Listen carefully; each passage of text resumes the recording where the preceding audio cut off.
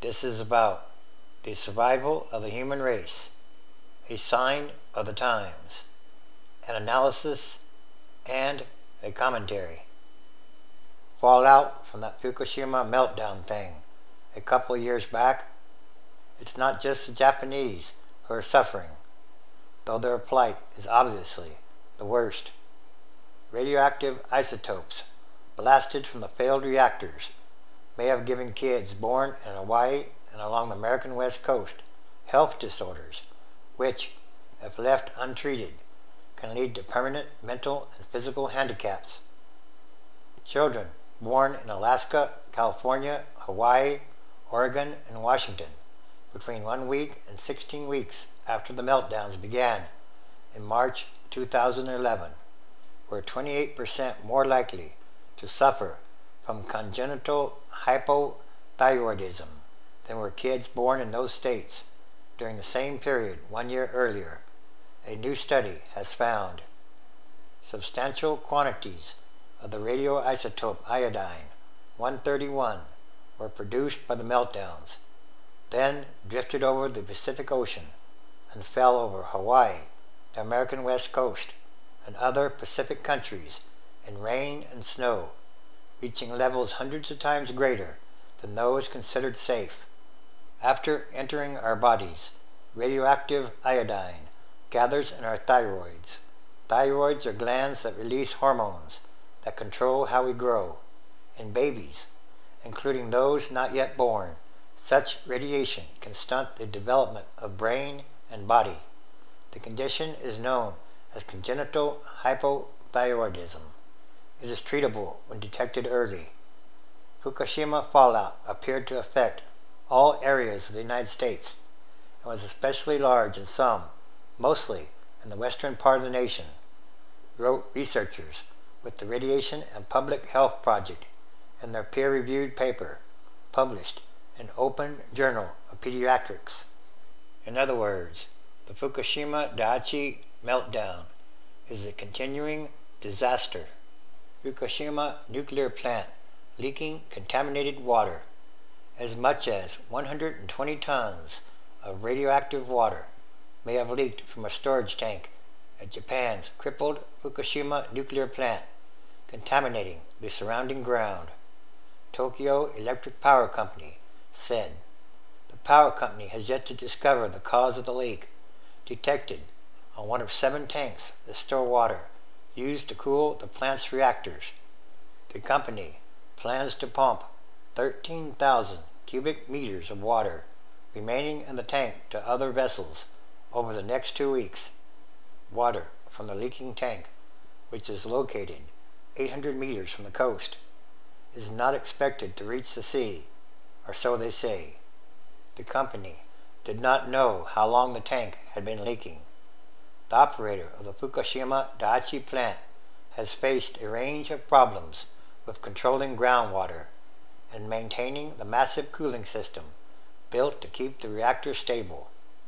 The power company said it had lost the ability to cool radioactive fuel rods in one of the plant's reactors for about 3 hours. It was the second failure of the system to circulate seawater to cool spent fuel rods at the plant in the past 3 weeks. The faculty was the site of the worst nuclear disaster since Chernobyl in March 2011, when a magnitude 9.0 earthquake triggered a tsunami that destroyed backup generators and disabled its cooling system. 3 of the reactors melted down. The storage tanks, pits excavated at the site in the wake of the disaster, are lined with waterproof sheets meant to keep the contaminated water from leaking into the soil. Work to decommission the plant is projected to take up to 40 years to complete. Inside the faculty, rows of large tanks store contaminated water used to cool the reactors. Temperatures in the plant have been kept stable, between 59 to 95 Fahrenheit, by continuously injecting cooling water. Each container holds up to 1,100 tons of water and fills up in 2.5 days. There are 930 of these tanks, and already 75% have been filled, according to officials. Although TEPCO plans to increase capacity by an additional 771,600 tons, they are running out of space. The process is also yielding roughly 440 tons of water every day, raising the issue of what to do with the contaminated liquid. Officials hope that this water purification system will remove nuclear particles when completed. Again, or so they say, TEPCO expects the water's contamination levels to be reduced to low enough levels to release it into the ocean. It is not clear how they will be able to overcome the public discontent over this plan. However, for example, local fishing cooperatives are adamantly against the proposal. The most important task in decommissioning the reactors is the removal of the fuel rods, a process that will begin in November. Work is already underway to build a protective cover for the rods. There is still no plan to remove fuel rods for the other reactor units, which are much more damaged. Although the government's aim is to finish decommissioning the plant in 30 to 40 years, the plan also relies on supposed technological advances, an assumption that presents a profound challenge as Japan struggles to contain this continuing, daunting nuclear crisis.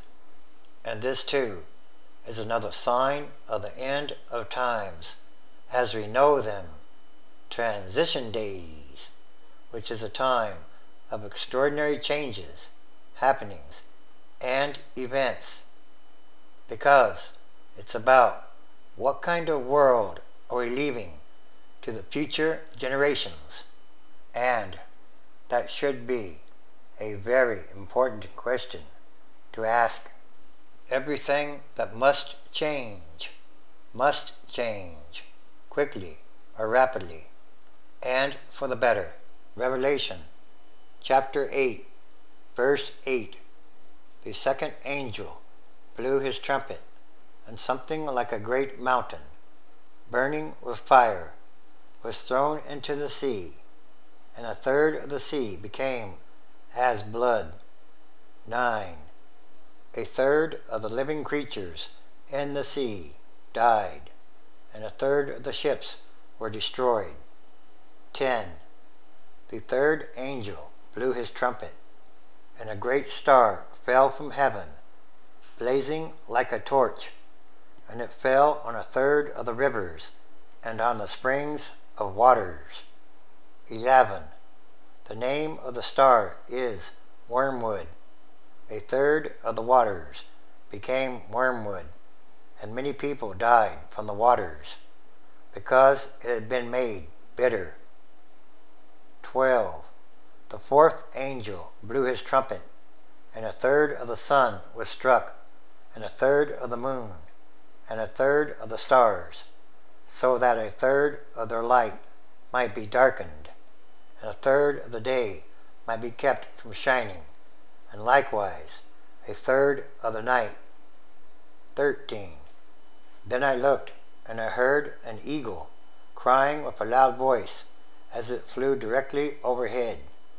Woe, woe, woe to those who dwell on the earth at the blast of the other trumpets that the three angels are about to blow.